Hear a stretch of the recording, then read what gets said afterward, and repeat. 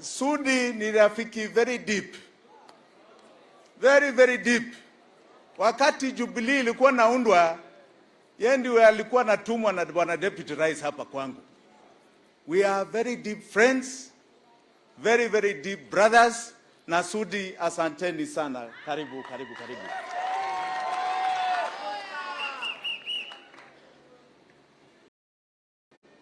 I want to thank the delegates and party members for the honor bestowed on me as the presidential candidate. With humility, I accept the nomination. Asanteni sana. I have a speech here which I'll try and make short. Kwa sababu hii, unajua accept nomination lazima tuzungumze kimombo kidogo. Hata watu wa nje watusikie, si ndio? So please allow me. Ladies and gentlemen, this is not just another party delegates congress. It is the day marking a turning of a new leaf for our country, a new chapter. Itweka. When the party leader and I first discussed my joining Safina as the proposed presidential nominee, I fully understood the challenge and the opportunity. You bestowed upon me a responsibility and duty, not just as our resilient Safina party, but more critically, on behalf of millions of great Kenyans. We are ushering in a new chapter for our country. I accept this task with deep obligation, unshakable resolve, and complete dedication, all the while being aware of its burdens and decisive importance. Together, we will build a firm foundation. Our goal is very clear. We are an instrument of transformational and systemic change. We are ushering in Itweka, a break from the old order of personalities, positions, and unmitigated greed for power. It is our resolve to give our country a different leadership, to cement a progressive, irreversible gains in our governance and institutional arrangements. The system must be reset to ensure no one is left behind. Every Kenyan, every community, every corner of this country must enjoy the fruits of our individual and collective sweat. We must have total victory. I repeat, we must have the 99% of Kenyans have total victory August 9th, 2022. Itweka.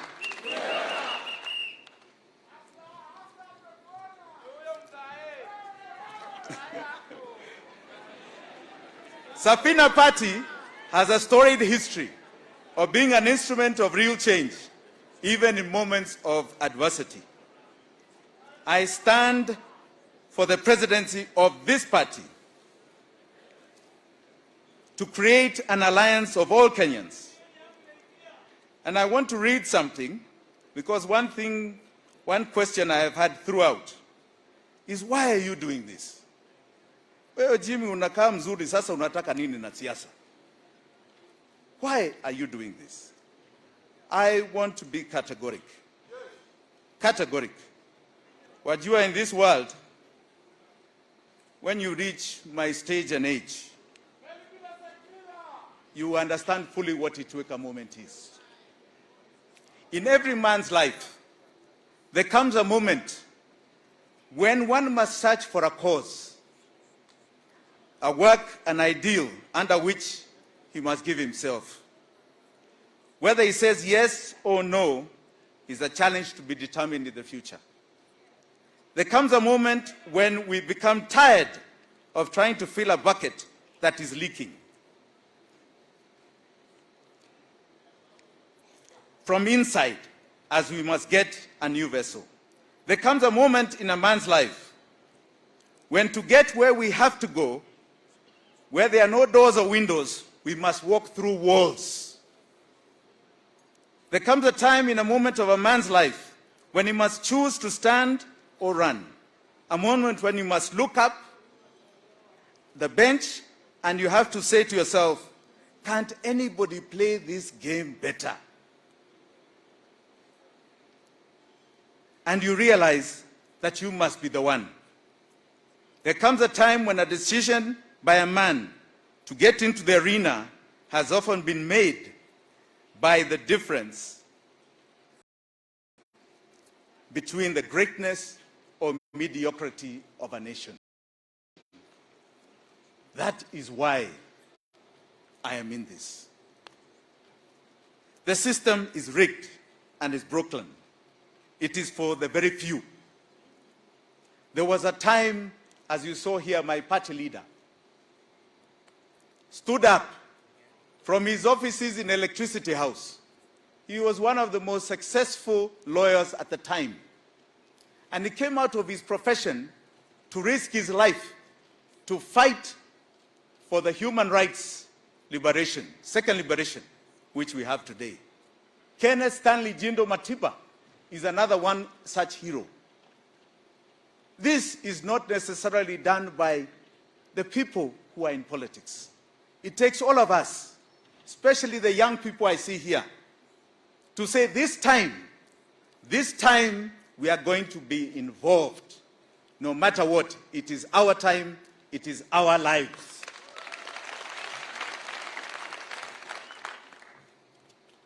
Kenya is a country of firsts. We waged an armed struggle against the British colonialism, grabbing our country. We won. Itweka. We fought single-party dictatorship. We won. Itweka. We fought in peacetime for a new progressive 2010 constitution that secured the rights and dignity of every mwananchi in this country. We won. Itweka. Our courts, which have been in the forefront of ensuring those rights in that constitution are upheld, protecting the constitution, had a landmark ruling in 2017, where they nullified a presidential election, a first on this continent. We won. Itweka. We also have, for the young women here, kama mumesahau, the first Black African Nobel Peace Prize winner, Wangari Maathai. We won. Itweka. But Kenya is at a peril. Despite all these national milestones, repeated government failures have brought the country to its knees. At independence, we inherited a very dangerous virus, kama hii corona. It has been mutating in every election cycle since 1964, taking different names, taking different colors, taking different shapes. The second generation of the original virus is positioning itself to mutate into a third variant. Virusi, hatari. It is another 60 years of slavery and deprivation in the making. Hatari iko mbele yetu. Our concerns must be with the future generations. The world is changing. What platform are we giving them? The old order must die. It must be wiped out. We must end transactional politics. Itweka. Our country has been mortgaged to crippling debt, killing economic activity, incomes, opportunities for our young people. Our young people have lost purpose. They cannot see their future. Kweli ama si kweli? Kweli ama si kweli? Their dreams and aspirations have been shattered. Kweli ama si kweli? We must never pay a debt that has been borrowed so that people steal. Kweli ama si kweli? Every cent must be accounted for. There's propaganda out there ya kwamba Kenya is the 6th wealthiest nation in Africa. Mumesikia hiyo? Let me give you some bare facts. Out of 17 million employed Kenyans, 17 million, mumeshika hiyo? Only 79,000 earn 100,000 shillings a month. 100,000 shillings a month. That is less than $1,000 ulimwengu. That is 0.5% of the people of the workforce of Kenya who earn 100,000. Sio ni aibu sana? Out of every 100 Kenyans, 53 today cannot put food on the table. Hiyo ni aibu ama si aibu? We are talking about fellow Kenyans. There was a time, it was 38, not too long ago, 10 years ago. In February of this year, in 2020, the central bank governor, ili wasiseme we are distorting their mouths. The central bank governor faulted the country's economic structure, which has been delivering growth without job creation or rising income. Yani unaonesha GDP is rising, but the jobs and rising income do not exist. In 2020, the national census data puts unemployment rate at 39%. Yani, in figures, 5.4 million people do not have jobs. This is quoting a national socio-economic disaster. Kenyans talk about corruption. It is not corruption. This is called state capture. Itweka. Today's Business Daily ya leo inasema out of a survey of 146 countries in the world of unhappiness, yani the top being the happiest, the bottom of 146 being the unhappiest, Kenya iko 119 unhappy. Mumejaribu. 119 unhappy. Kwa nini? The biggest single reason is corruption. Corruption. State capture. The state has been taken over by economic terrorists. Washindwe. Washindwe. Washindwe. Washindwe.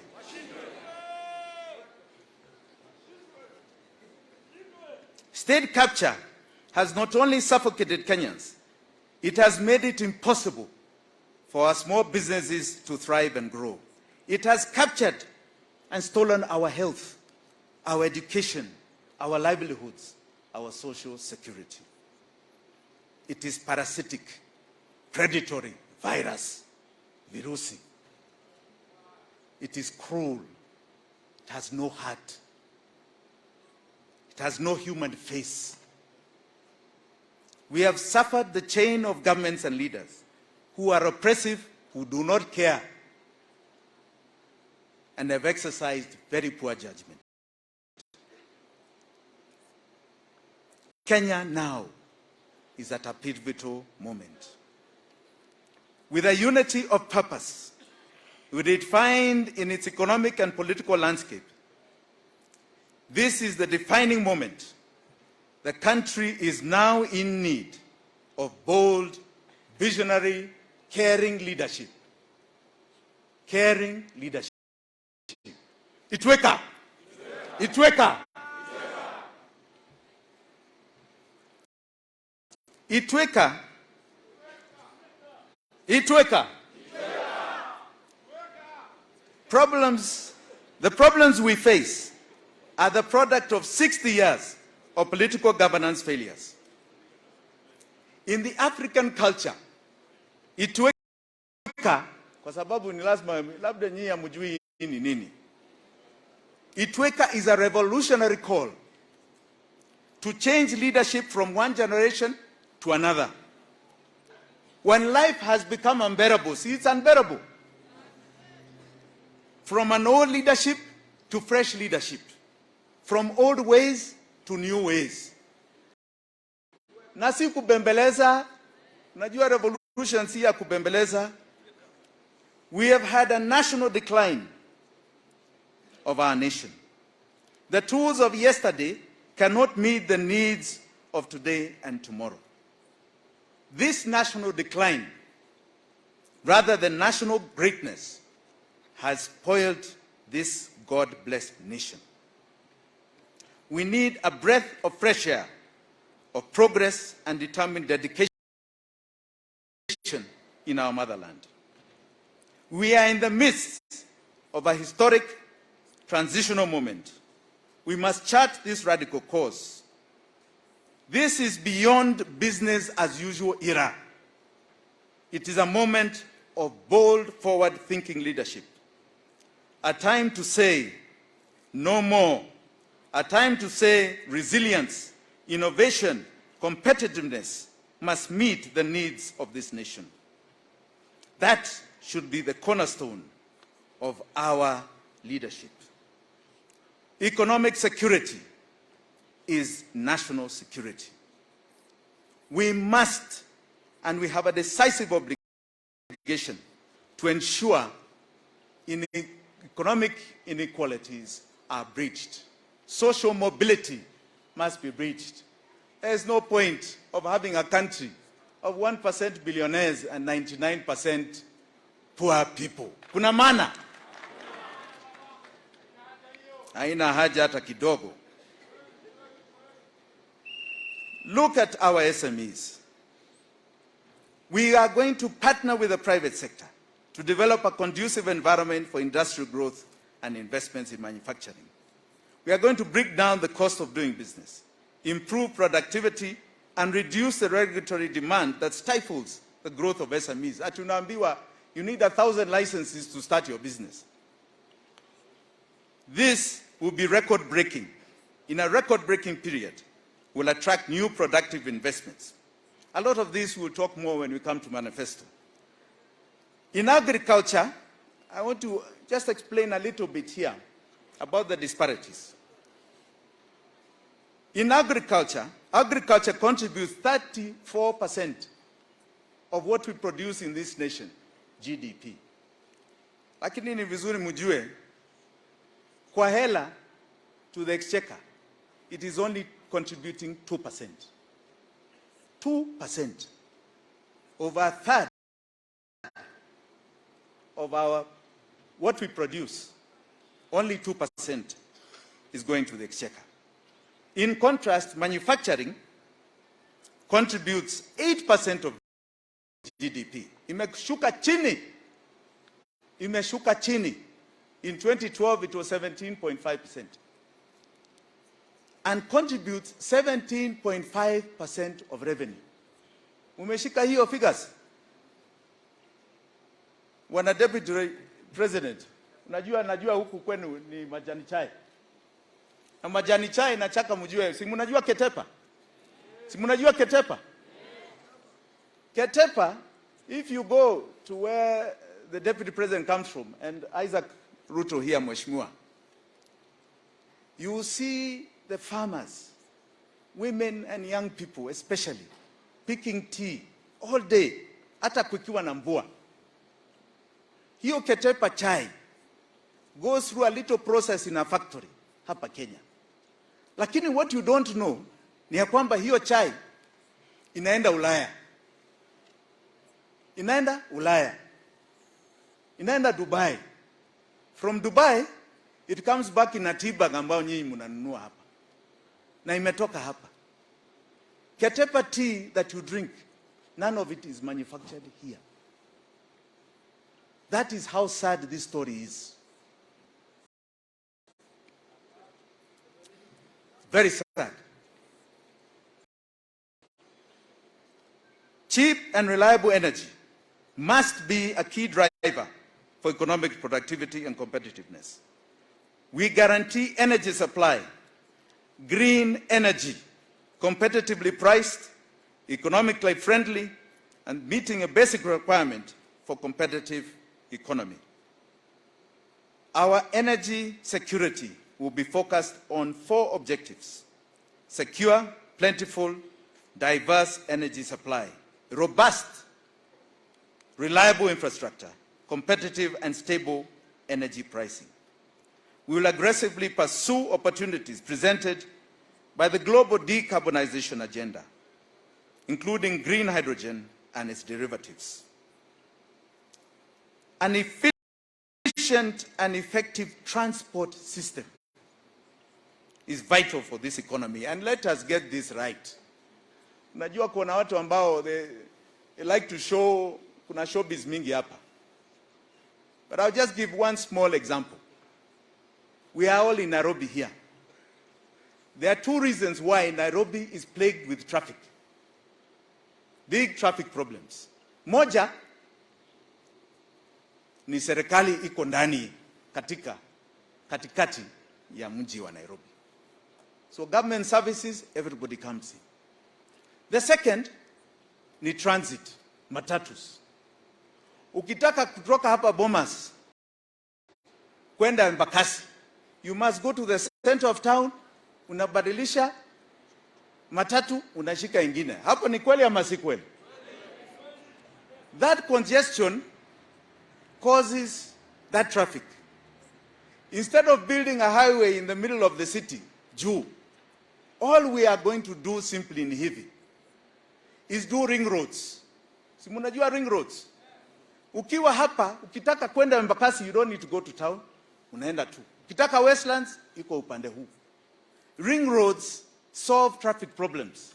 In China, there's a place called Shanghai. Umeshasikia huku? Huku Shanghai, iko na watu 18 million. Hakuna jam. Hakunanga jam. 18 million. Jam ya saa 3 asubuhi na saa 6 usiku is the same. Kama kazi yako iko 15 minutes away, it is 15 minutes away, saa 3 asubuhi ama saa 6 usiku. Umeshika hiyo? Life is the same throughout the day. 18 million people. Sisi ni watu wachache hapa, 4 million. Si tunaweza? Itweka.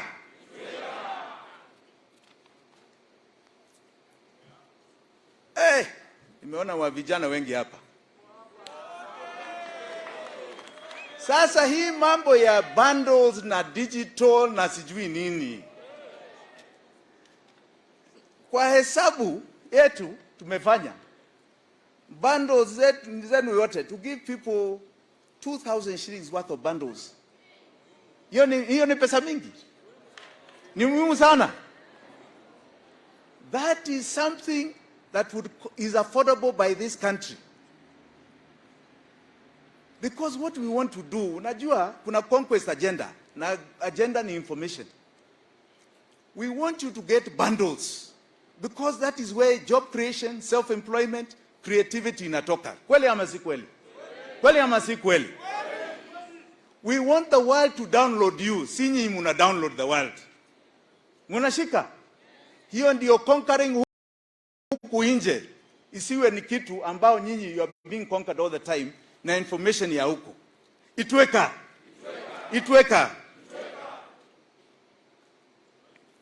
Hii kitu ni very long. I don't know why they made it so long here. I think I'll give my speech. I want to articulate, kwa sababu the speech is very long. I want to articulate something that's very touching to my heart. You know, we are a country that must today, and from today on, say you cannot be happy when you see your fellow Kenyan hungry. But you are kimila za zamani, your neighbor never went hungry. The other day, I saw a truck ya food relief ambayo ilikuwa overturn hapo Roysambu. Mliona hiyo? And I saw people in Roysambu going for that food. Na ujue hiyo chakula inaenda kwa wengine ambao hawana. But they are so hungry, na ni hapa tu Nairobi. Hapa. We cannot talk about the pride of a nation when our people do not have anything in their stomachs. Kweli ama si kweli? We cannot. Indira Gandhi in India said the pride of India will only be returned when there is nothing like famine, when there is nothing like a hungry Indian person. And when she did her green revolution in India, today usikii muhindi ambao ana njaa, unamsikia? You cannot even imagine. Those were world headlines just about 30, 40 years ago.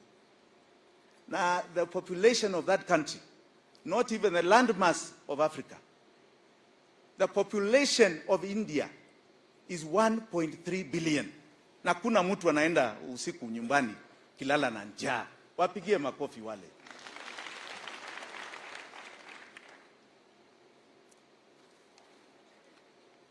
Let me talk to our skilled human capital. This is a globalized world. We must think locally. We must think globally and act locally. We have the potential of transforming all our young people's lives. Our education system is one of the highest on this continent. We must bridge the gap between learning outcomes and future challenges. We must recognize this is a rapidly changing world. We cannot have children sitting on stones and dilapidated classes anymore. Itweka. Itweka. To the youth and women of this country, I want to talk to you with my heart. Gender parity and youth inclusion is a fundamental principle of sound governance, fairness, and equity. We will advance gender equity, women empowerment as part of our broader commitment to inclusive economic growth. There's a fair chance for everybody to have their share of our national cake. You are the young people, 76% of the population of this country. Itweka! Itweka!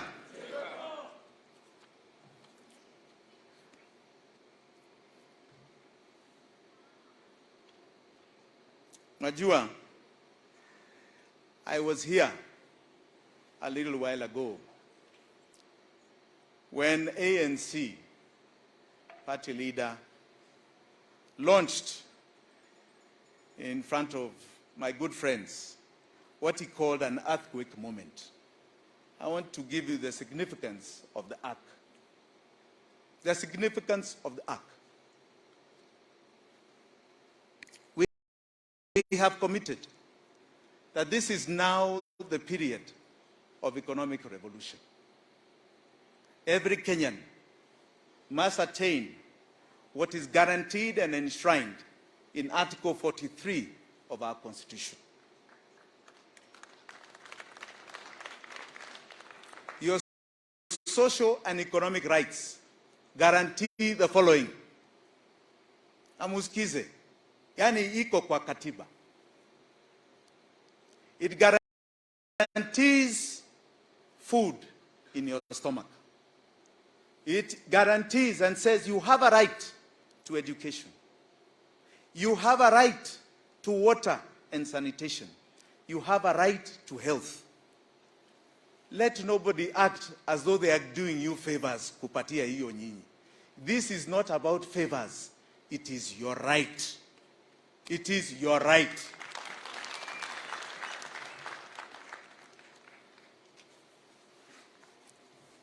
Noah's Ark came at an interesting period in biblical history.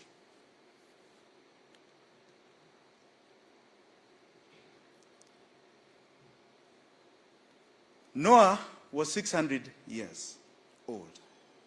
God released the rains that lasted 40 days and 40 nights, causing the floods. Noah and his wife and sons and their wives, along with animals, were taken aboard the ark. They were spared the flood and survived. But every living thing outside the ark was destroyed in the waters of the flood. The flood symbolizes the turbulent times and challenges a country is experiencing due to greedy and selfish decisions of leaders who lack vision for the future of their country.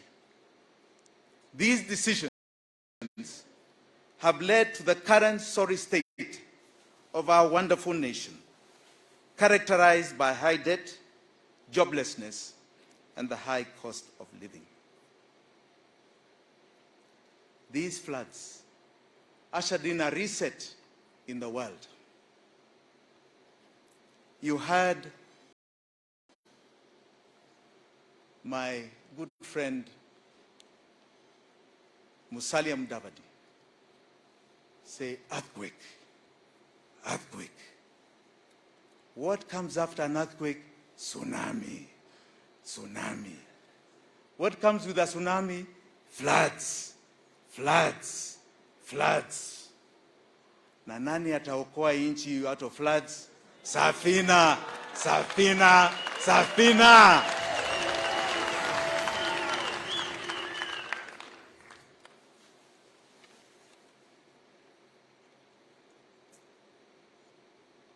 Let me announce here today that those who have played a part in the destruction of the rule of law, the economy, and the livelihoods, one day will be brought to book and held accountable. Itweka, Itweka. We can no longer stand by and watch passively. The current social contract that has failed and collapsed. As stewards of the people, our leaders have abused the responsibility vested in them at the expense of the citizens. And they are trying to find their way back. A new social contract and covenant must be established for the people of Kenya to move forward to greatness. I conclude. As Safina, this is our social contract and mine. We are committed to renew the social contract for the people of Kenya. Itweka.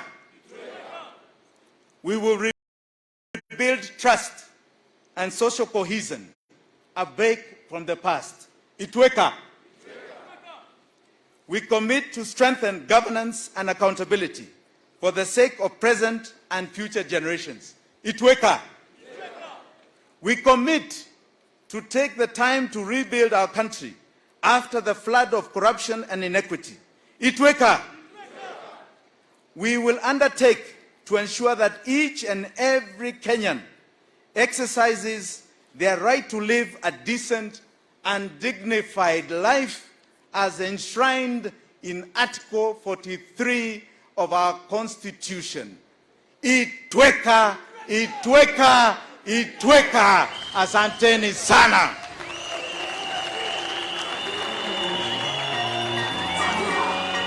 Good, good.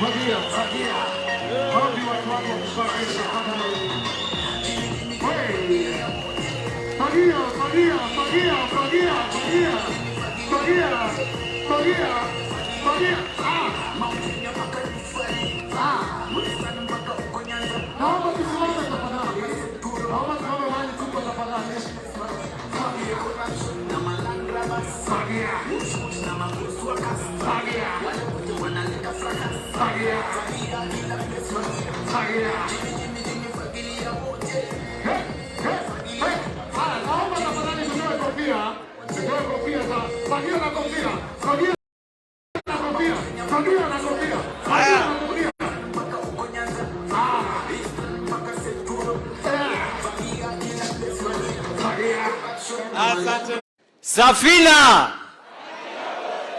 fagia wote, tuomoke pamoja. Asanteni. The party leader, Mr. Honorable Paul Mwite, His Excellency, our aspirant, Jimmy Richard Wanjigi, His Excellency, the Deputy President of the Republic of Kenya, Mheshimiwa Ruto,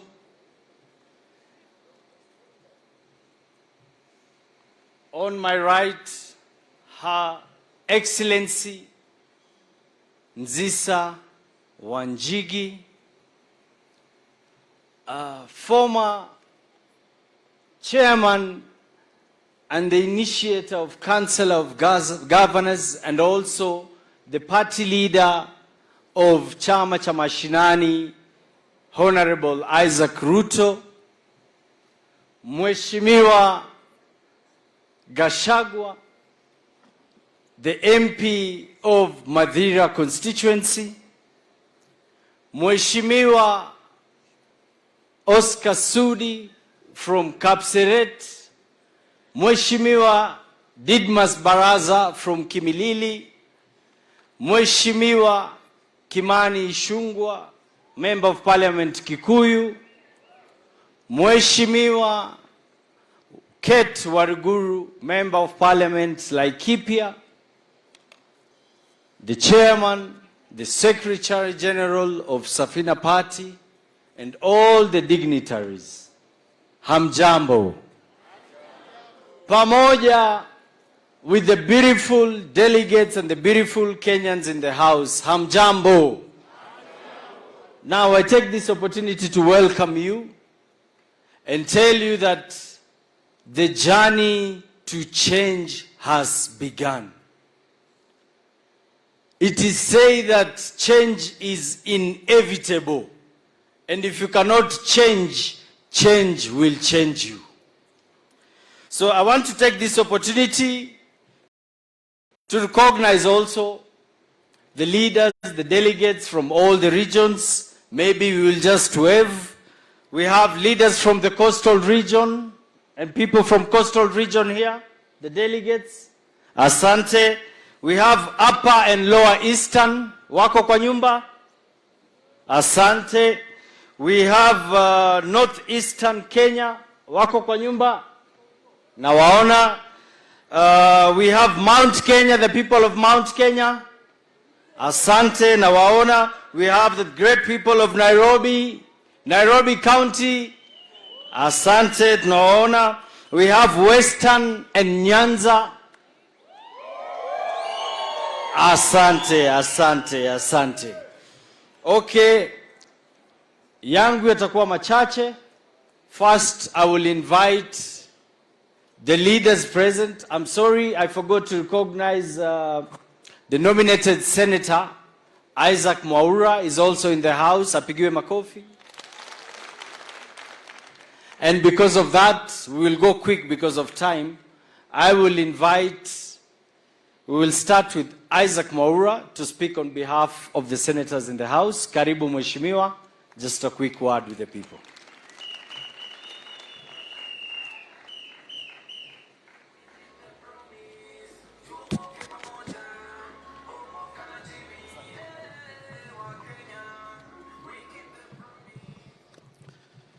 Safina! Safina! UDA! UDA! Thank you very much.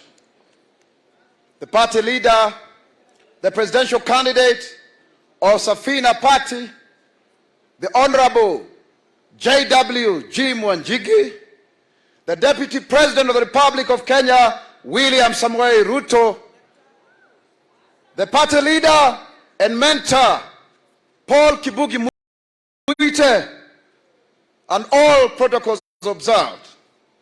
I am very delighted to stand before you here today because this is very momentous. This journey to come to your NDC started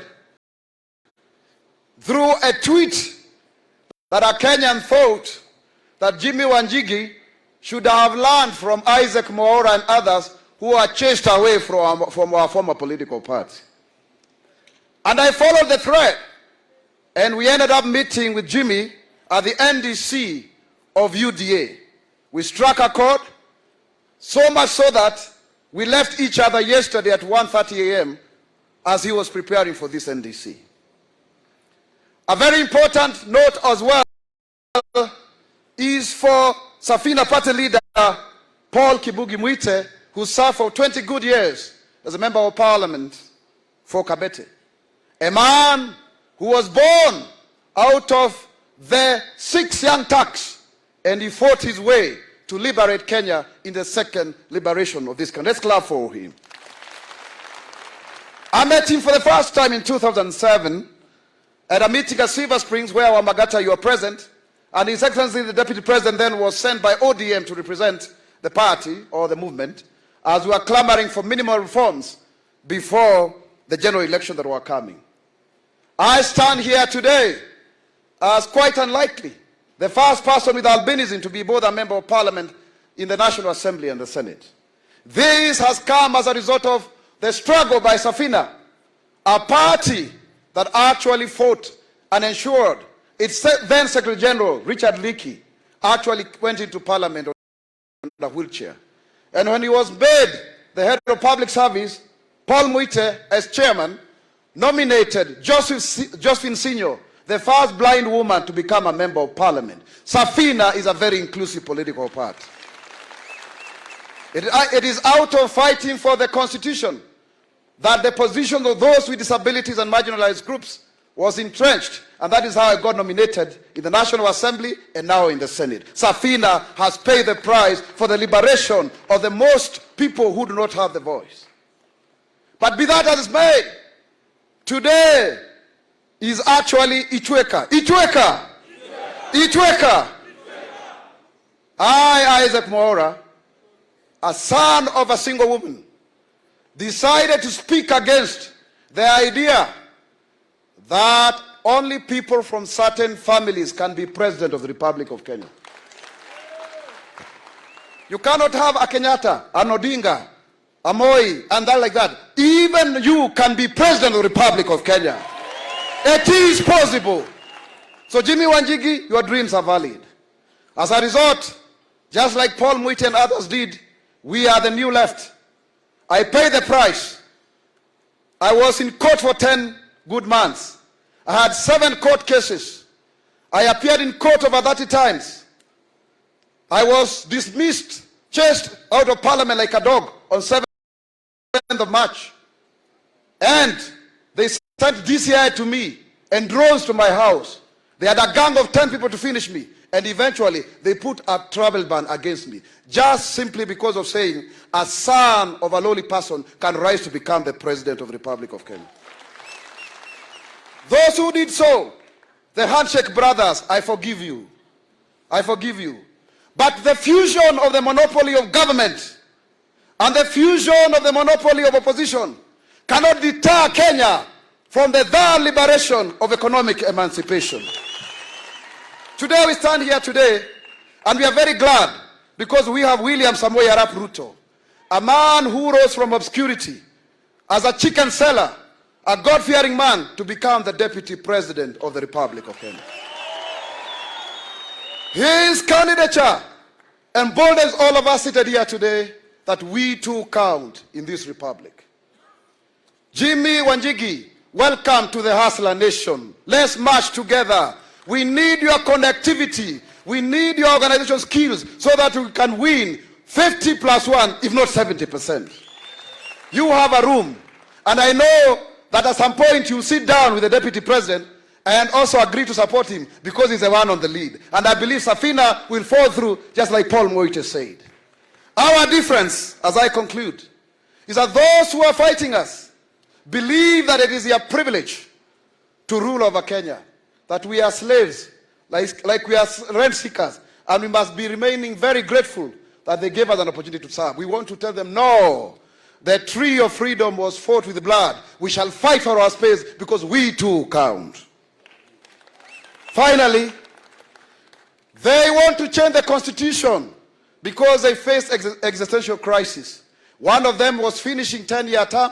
He couldn't run again. The other one was getting too old. He's 77. Let him retire, just like Paul Mwite has left Safina to Jimmy Wanjigi. They stand for the constitutional change. We stand for economic liberation. They are looking for power. We are looking for empowerment. They talk about trickle down. We are looking for bottom up so that we can empower our people.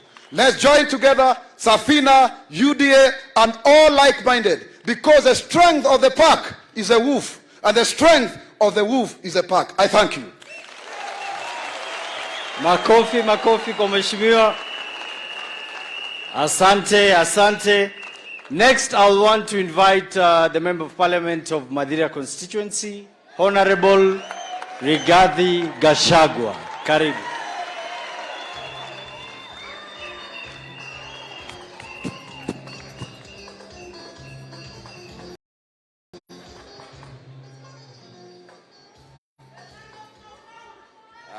Thank you very much. I want to take this opportunity to congratulate the Honorable Jimmy Wanjigi on your nomination as presidential candidate for Safina. I say congratulations. It's a step in the right direction. You have been in private business. You are now welcome to the public world and make change from where the real action is. Pongezi sana. I want to say that we in the UDA and Safina, we have a point of convergence in that all of us are saying the priority for this country is economic liberation. And therefore, we form a strong team, and I'm sure along the way we'll get some convergence so that we look at numbers. Because at the end of it all, on the 9th of August this year, the numbers will make a decisive action in this country, and we begin the journey for economic liberation. And we want to say, Jimmy Wanjigi and Safina, we have a job to do with all of us in UDA to liberate this country from state capture. The economy of this country is down. All businesses are shutting down. Nobody is making profit.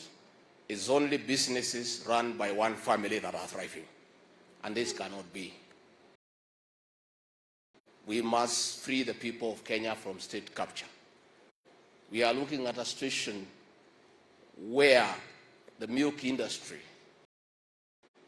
through state capture, there was a deliberate scheme to monopolize that industry, where the owners of that industry from one family set the prices for milk from the farmers, and they also set the prices of how much to give the consumers.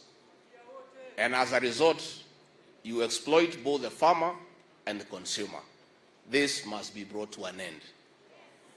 And this country is steering at family capture. The project that is being pushed around is a deliberate scheme of family capture, where 3 families have sat down and decided that they want to rule Kenya for the next 200 years. And we have the Kenyattas, the Jaramogis, and the Mois. And these 3 families have been sitting down and saying, despite the fact that the presidency of Mwai Kibaki was the most celebrated in terms of economic empowerment, in terms of empowering the Kenyan people, those 3 families are saying that the Kibaki presidency was indeed a mistake. What should have happened is that the 3 families should continue exchanging. We had the Kenyatta, we had the Moi. They say the Kibaki was a mistake. Now we have the Kenyatta, They want us to go to the Odinga, then we go back to the Moi, then we go back to Kenyatta. Is that possible? It's not possible. So the people of Kenya must stand up to the planned family capture and come up with a leadership that will put the interest of the people of Kenya first. And the three families are not interested about the people of Kenya. It's about protecting their family and business interests. And the people of Kenya must stand up to that. So the people of Safina, as you fagia water, you need to get the rubbish you fagia, we put it in a wheelbarrow and take it to the sea. Asanteni. Asante, asante mheshimiwa. Makofi kwa mheshimiwa tena. Raundi hii naona tukijipanga vizuri, si kweli? Haya, now let me invite mama machachari, mheshimiwa wa Laikipia, mheshimiwa Kate Waruguru.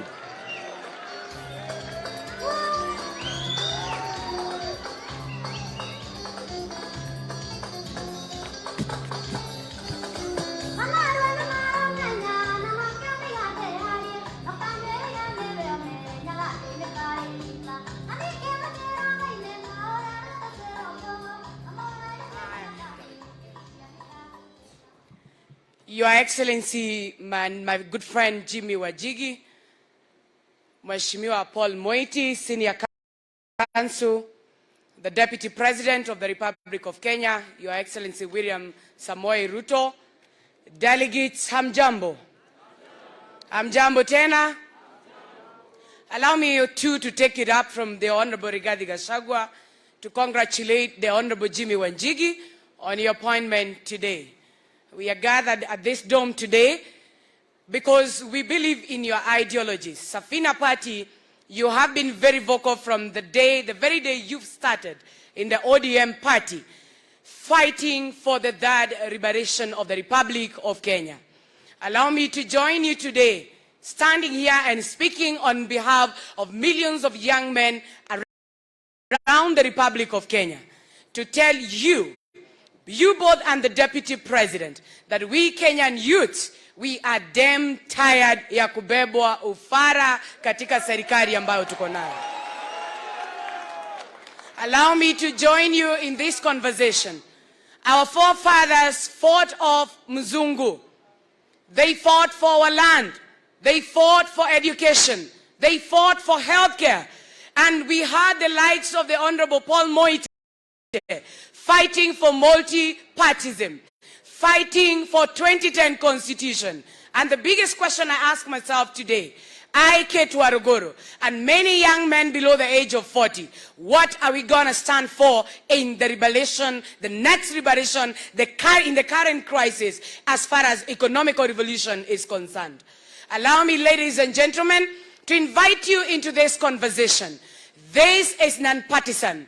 This involves every young man, regardless of the political party that you are affiliated to. We are in a Fuliza nation. We are in a country where majority of our young men do not have jobs, both formally and informally. And we are saying that it is our time. We are the majority. We and our women and our mothers, we are saying there is no change for us without us. We must be on the table. And the conversation as it goes, we are saying, we women, we young men, what do you have for us this afternoon? The Honorable Jimmy Wajigi and the Deputy President of the Republic of Kenya in the UDA party. I'm inviting all of us to walk into this journey with our heads high. We fight for our space.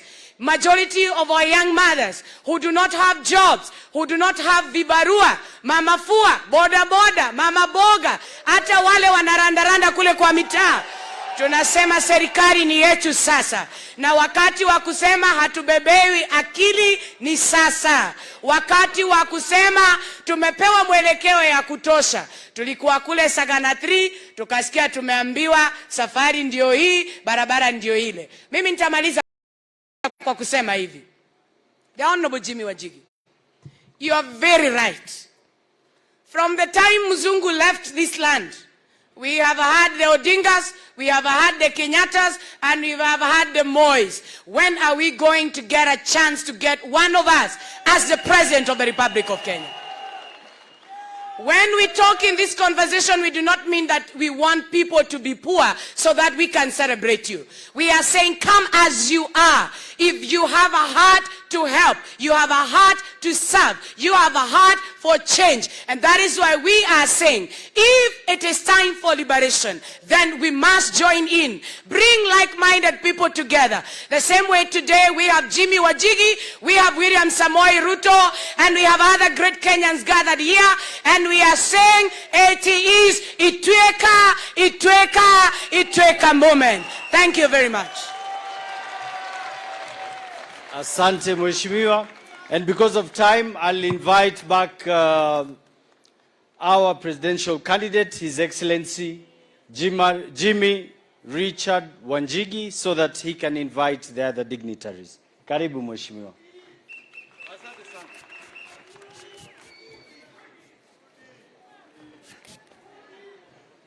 Haya.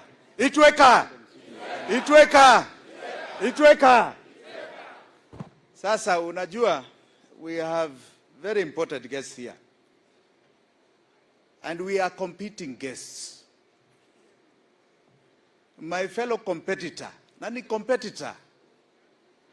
William Samoei Ruto had the courage, had the heart to come and say, I'm going to grace the occasion of his fellow competitor, Jimmy Wanjigi. Jimmy Wanjigi. He has done us a great turn. Kuna wengine ambao tulialika lakini wakasema, if everybody is coming like this, maybe we all can come. But this shows you the spirit of democracy in Kenya. There is enough space for all of us. We don't have to fight. We don't have to be kicked out of Kasarani. We don't. We can compete and we can shake hands as brothers and sisters of this nation. I want you all to be upstanding, to welcome, and please remember, he is the Deputy President of the Republic of Kenya. Tunamheshimu.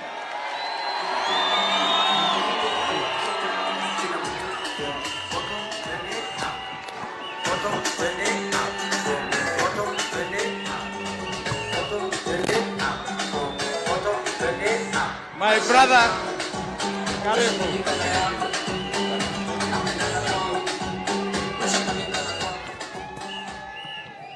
Asante sana. Safina hoye. Safina hoye. Asanteni sana. Tafadhali ketini chini. My brother Jimmy Wanjigi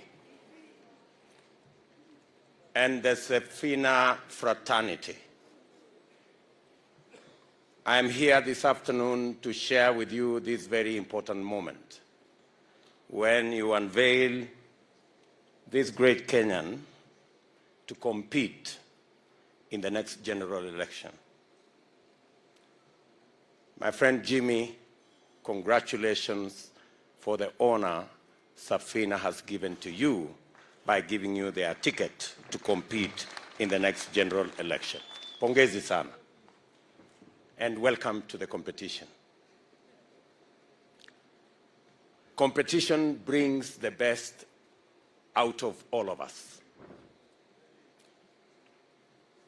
And my coming here this afternoon is out of the realization that by competing, the best gets the opportunity to give us the way into the future. We have had challenges in the past of competitors who do not believe in democracy. But as I witnessed this occasion this afternoon, I can confirm that Safina, having made huge contribution to the democratic space in our country, you have presented a candidate that believes in democracy. I take the opportunity this afternoon to congratulate Safina as a party, because you leave a trail of democratic gains in our country. Our democratic space would not be what it is were it not for men and women who belong to this party, who purposefully made huge sacrifices so that Kenya can be truly democratic. To Safina Party, pongezi sana. Congratulations. Let me say two things, one about Jimmy and one about your party leader. Your party leader, Paul Muite, when I was first elected in 1997, and I came to Parliament, I was 31 then, and I met Paul Muite in Parliament. And I remember a fundamental lesson Paul Muite taught me. He told me, young man, I see you are very enthusiastic about supporting your party. But I want to tell you, the best way to support your party is to criticize it when it goes wrong. That was a fundamental lesson to me. That you must never be a sycophant. You must never support the wrong things. Then when time comes for you to say what is right, if your party is not doing the right thing, you should stand up and say so. Thank you very much, Paul Muite. That lesson has really helped me in my political journey. Jimmy Wanjigi is a great friend. I have worked with him. He has done many things for me and for our team. You remember when we were in the USA NDC, I did disclose that President Uhuru Kenyatta and I, when we decided that we want to re-engineer the politics of our nation by walking away from what was standard, that this community cannot work with this community because of this reason and that reason. The only third person that was in that meeting was Jimmy Wanjigi.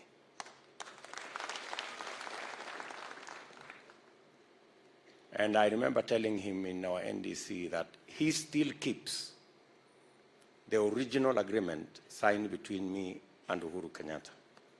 So I don't know when, Jimmy, you are going to deliver that so that I can keep it as a souvenir.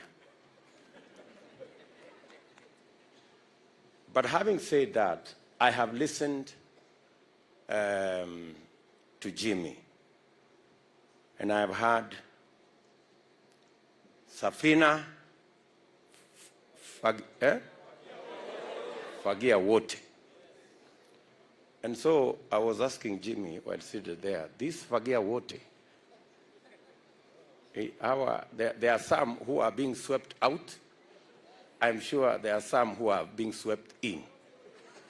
So in the process of fagia wote, I hope you will sweep our competitors out and sweep all your friends in.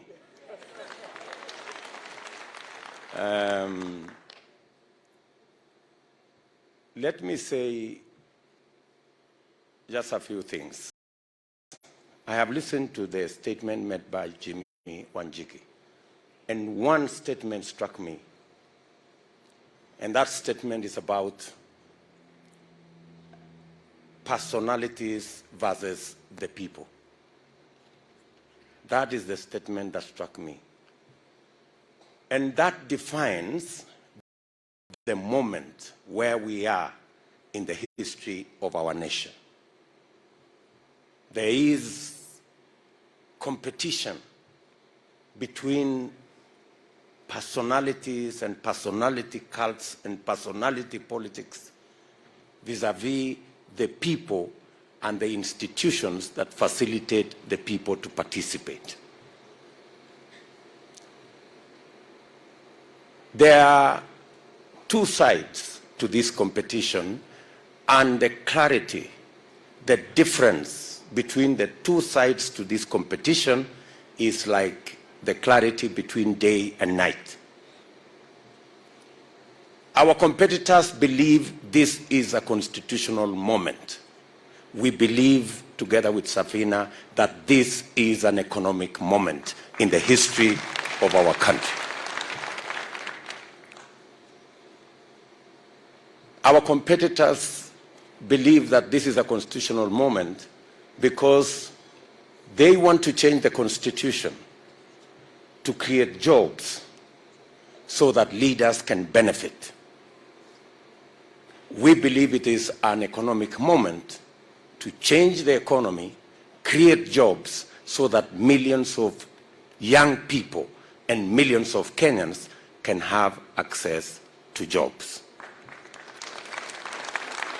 They believe, our competitors, this is a constitutional moment to change the constitution so that you can give the president more power to undermine the legislature by appointing ministers from the legislature. We believe this is an economic moment to create access to close to 15 million Kenyans who today, operating in the space of micro and small enterprise, they have no access to credit, and therefore their struggles are harder. We believe changing the economy to create credit for millions of young people is not about leaders, it's about the people. They want to create an opportunity to benefit leaders, benefit members of parliament who already have jobs to be appointed to be ministers. The dichotomy is as clear as day is night. They are looking for jobs for MPs. We are looking for credit for ordinary people, the ones at the bottom of the pyramid. They believe this is an economic moment to create an ombudsman so that we can undermine the independence of the judiciary, which is the language of rulers and despots and dictators.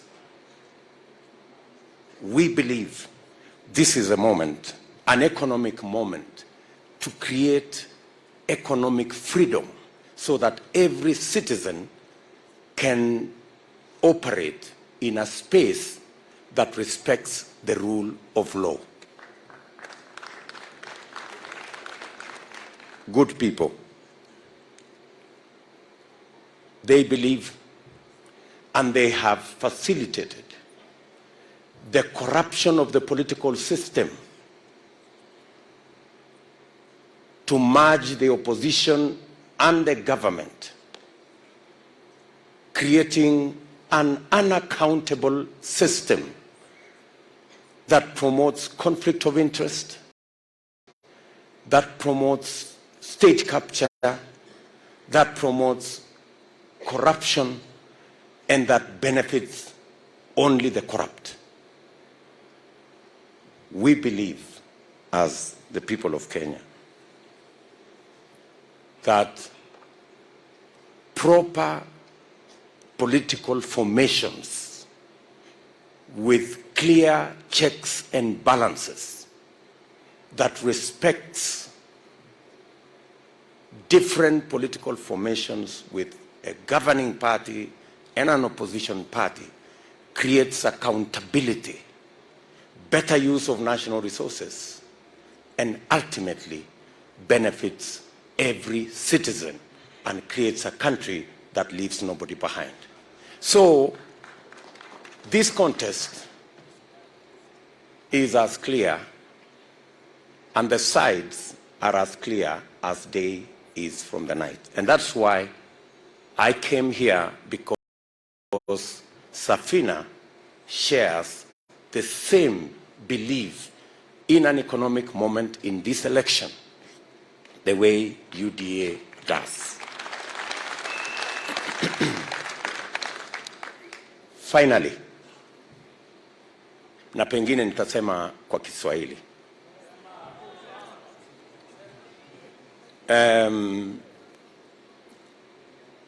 Tulijenga serikali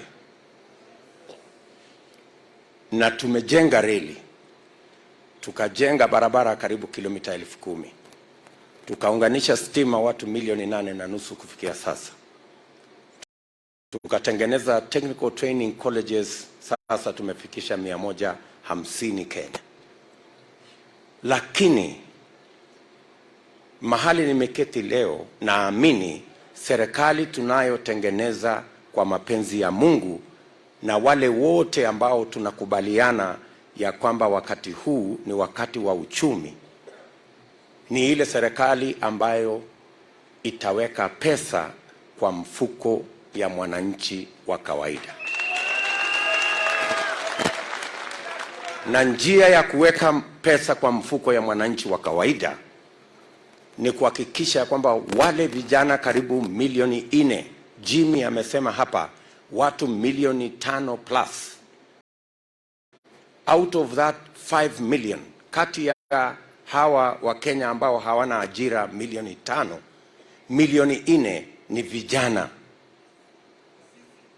Na njia ya kuweka pesa kwa mfuko ya hawa vijana ni kuwapangia ajira. Na ndio tumesema kupitia kwa kubadilisha uchumi,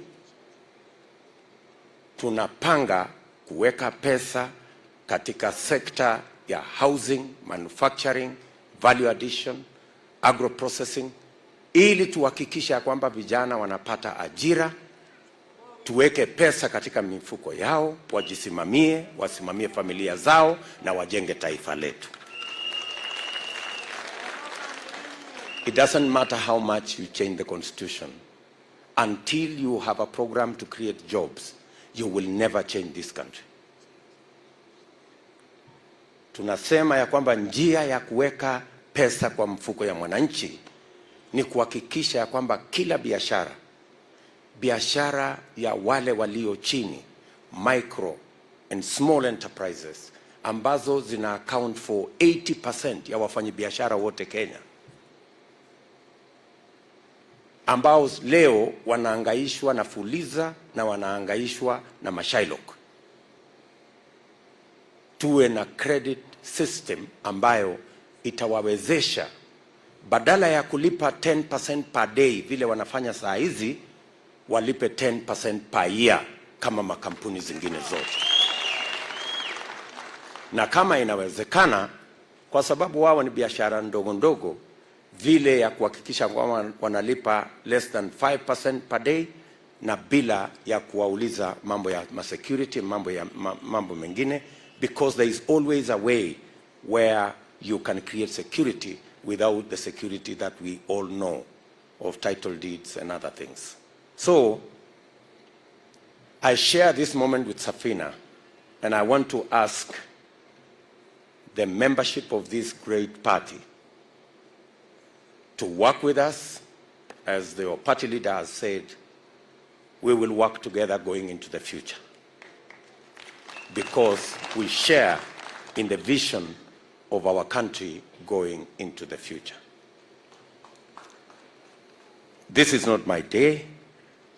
This was the day of Safina and the day of my brother Jimmy Wanjigi. My good brother Jimmy, I wish you well in your journey. I have seen you leave your good office. I have seen you traverse this country. I have seen you during the good times. I have seen you during the bad times. And I am confident that you are made of good metal. Pongezi sana, my brother Jim. You are a comrade working together into the future. Asanteni sana, and God bless you.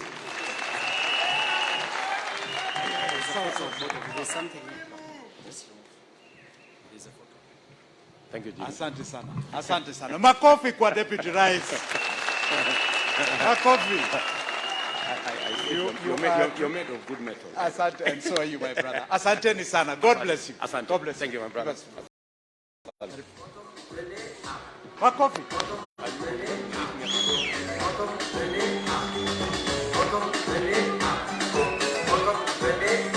Haya. We have a party leader who is also an old friend, Isaac Ruto Mashinane.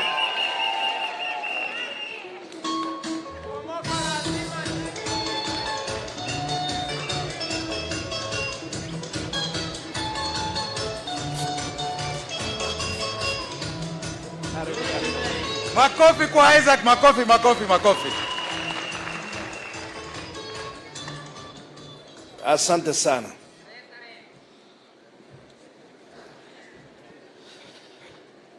Your Excellency, the Deputy President of the Republic of Kenya, Your Excellency Jimmy Wanjiki, my good friend, also the party leader, Bwana Paul Muite, a veteran fighter for the rights of Kenyans, pamoja na wana Safina, hamjambo. Hamjambo tena. You know, in mashinani we say tunataka pesa itiririke mashinani.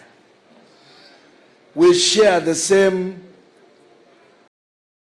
socio-economic policies na mrengo wa Kenya Kwanza together with Safina. We believe that this country requires a shift, that we can no longer continue to have a few and the rest living in squalor. We cannot continue to allow the older generation to live on the future of the younger generation. It's quite unfortunate that we continue to borrow and squander on your future earnings. We have continued as a country also to continue to discriminate the young generation, to continue to discriminate other Kenyans, and plan our country only for the rich. We only talk about the big industry. We only talk about the employed group. No one talks about the 70% or so of Kenyans who are living outside the formal economy. We join you, Bwana Wanjiki, and other like-minded Kenyans in moving this country towards a better way of managing resources. As Mashinani, we believe we need to devolve more and more, because all Kenyans, wherever they live, must continue to share in the national cake. I want to thank my brother Paul Muite for supporting us as Council of Governors in the first 5 difficult years of devolution. Bwana Muite stood with us, and the judiciary also delivered on major rulings to ensure that devolution was anchored both in law and in practice. I thank you very much, Bwana Muite, and your brothers, fellow lawyers who assisted us. It's a little bit awkward speaking after the Deputy President has spoken, because I know why I should shorten the speech. I'm aware of his itinerary, and I'm not going to speak long. I only want to associate Chama cha Mashinani with the fight for a better Kenya and for inclusivity in the Kenyan economy, and in ensuring that multi-party democracy flourish in our country. And I want to pay homage also to the clerics of the 90s who fought for multi-party democracy, and in particular, Reverend Timothy Njoya. Because of their struggle, we are now living in a free country where various presidential contenders can meet together and share their vision and move together to compete without creating any friction. Thank you very much, and God bless you.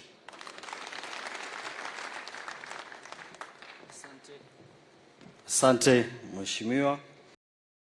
Now quickly, because of the essence of time, I want to welcome the Member of Parliament of Kimilili constituency, Honorable Didmas Baraza. Karibu.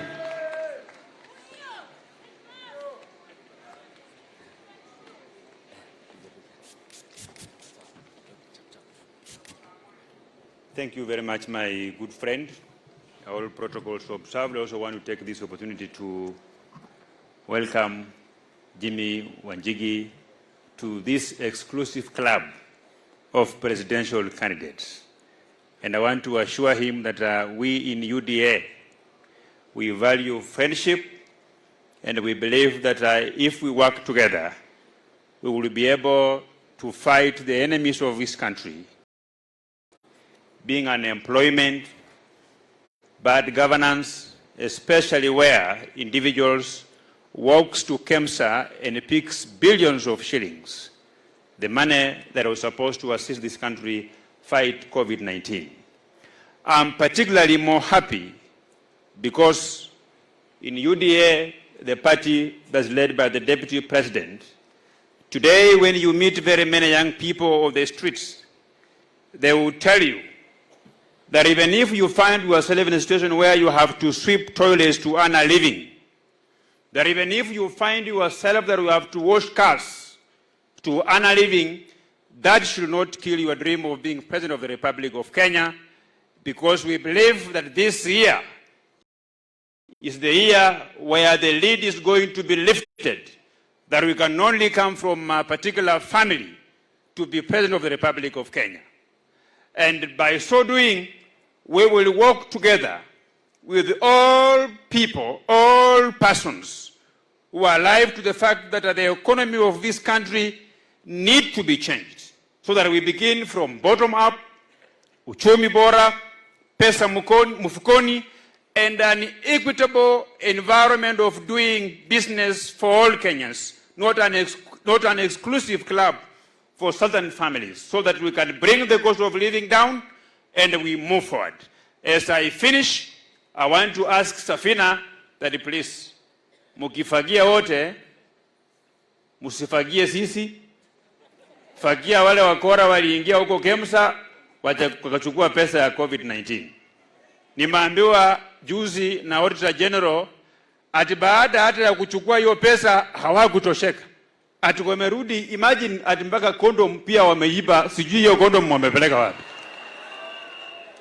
Na nilikuwa najiuliza kwa nini huyu Paul Muite wakati alikuwa Ford Kenya, with all his brains, it was difficult for Honorable Paul Muite to work with the Odinga, the father of Raila Odinga. Honorable Paul Muite, hata kama ulijaribu ukawachia hapo ukaunda Safina yako, sisi bado tunapambana kupeleka kijana ya yule mzee to permanent retirement tarehe 9. Aenda kae huko, tutamsaidia kama ni neti ya kufua samaki, kwa sababu kazi ni kazi, aenda afue samaki. Mungu awabariki sana. Asante, twende haraka. Okay, next, I want to invite the Honorable Member of Parliament of Kikuyu constituency, Honorable Kimani Ichung'wah. Karibu.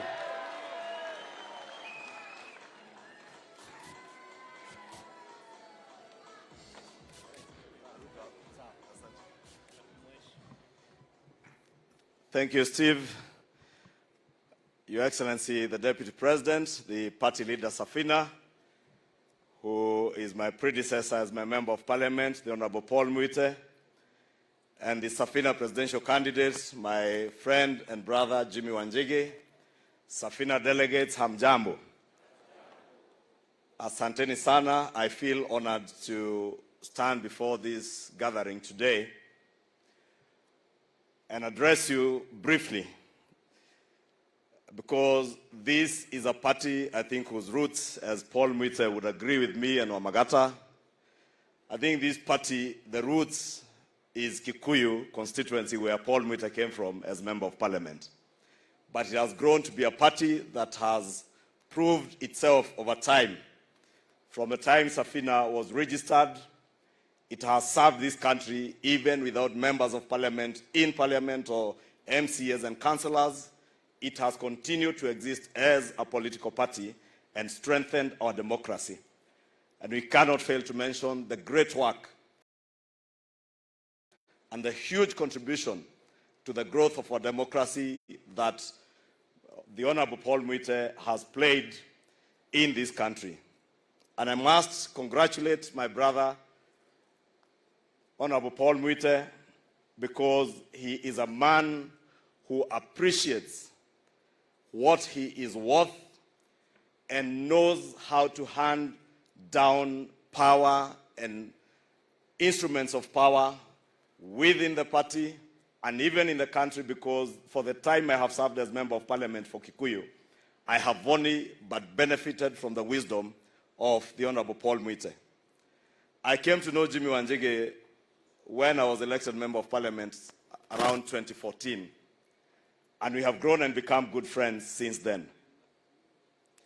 If you read the Public Investments Committee report on the SGR report, it had a lot of input on information that was given to us by Jimmy Wanjigi.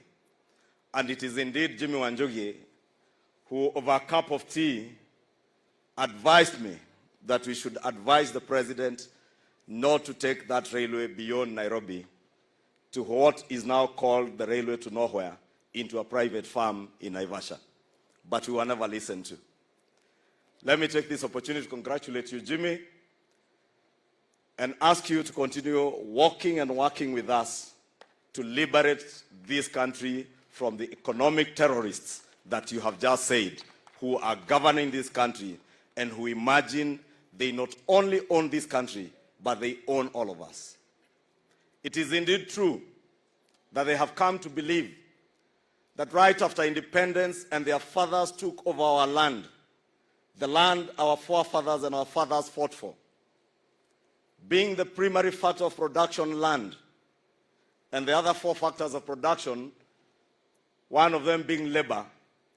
I believe these three families, the Kenyatta family, the Moi family, the Odinga family, when they look at the rest of us, they see laborers, they see slaves that should be slaving for them, and we should thank them that we had the privilege to serve them. It is time now to tell them that we are not slaves of three families in this country. We belong to this country. We shall reclaim our country, and we shall end the economic servitude that you have subjected us to. And that is why I join the Safina fraternity in congratulating my brother Jimmy and asking you as Safina, when I look at this Safina, this ark, kiona ikicheza pale, ikiwekwa mguu mbele, iwekwe mbili nyuma, na handles inakaa kama wheelbarrow. Na naona tukishikanisha hii wheelbarrow na Safina, tutaweza kukomboa nchi yetu from these people who believe that they own our country and they own us. We must prove to them that if Moi could become president, if Kenyatta could become president, even Jimmy Wanjigi can become president, just like William Ruto can become president. And even you seated here, irrespective of where you are born, you can become a president and a leader in this country. And that is a country that we ought to all build. And I want to encourage you, let us work together. Even as we go into the elections, let us partner in the economic liberation of our country. Because as the Deputy President has said, this is not a constitutional moment. This is an economic moment. It is an economic time for us to liberate our economy and our country from the servitude of those that believed they owned this country. Na nataka niseme kwa kumalizia, haiwezekani ati wale wametuweka kwa shida walizotuweka ndio watakuwa solution ya hizo shida wametuweka. Ile shida, and Jimmy engaged me when I was chair budget and appropriations in the National Assembly. And I must confirm here today, Jimmy, that part of the wisdom you shared with me on economic management, I shared it with President Uhuru Kenyatta, and I warned him that in a short 2 to 3 years, this country's economy will go to the doldrums if we do not act right. But again, because of state capture, because of conflict of interest, there was nobody to listen to us. We have time now to listen to each other.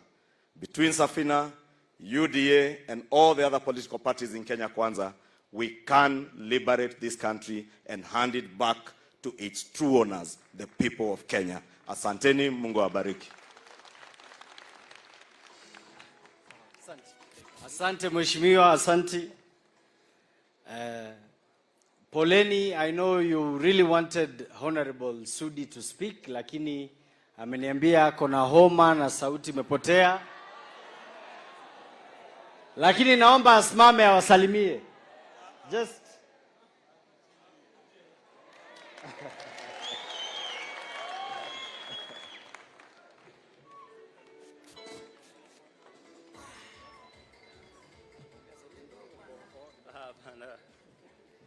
Wana Safina oye. Unajua mimi mdosi akiwa hapa mimi siongeange. Rafiki yangu Jimmy Wanjigi, kiongozi wetu wa inji, naibu wa rais, viongozi wenzangu walio hapa, wana Nairobi na wana Kenya, mjambo. Yangu yatakuwa tu maneno mawili peke yake. Ya kwanza, nataka niambie rafiki yangu Jimmy pongezi sana, kwa sababu unajua Jimmy amekuwa mtu wa mkono kwa muda mrefu wa Rais Uhuru Kenyatta na William Ruto. Lakini sasa ameinuka, ameenda kwa kiwango tofauti. Na mimi nataka nikuambie my friend, nimesikia ile maneno umesema hapa. Nataka nyinyi wote wenye mnawania rais, wenye mnasema mnataka pesa mfukoni kwa wananchi wa Kenya, mpunguze Kiingereza yenu sasa. Mkutanishe hiyo akili yenu yote ingie mfuko yao watu. Kwa sababu mimi nataka nikuambie Jimmy Wanjigi,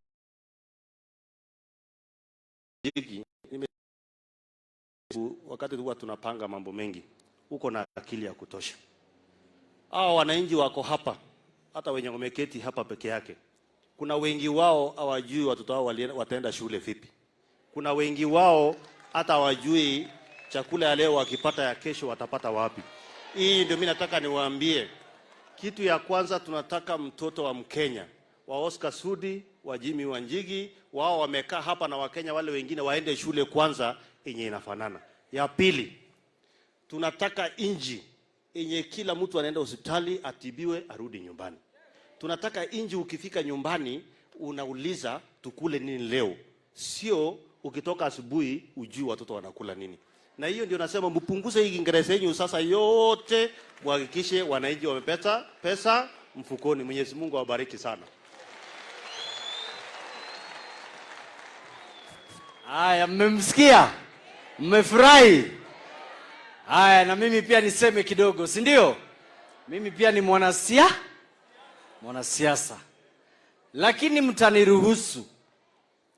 You know, His Excellency the Deputy President and His Excellency our candidate Jimmy Richard Wanjigi. It is not only you who has decided to go into active politics as a businessman. There are so many Kenyans today who have understood that being in the business community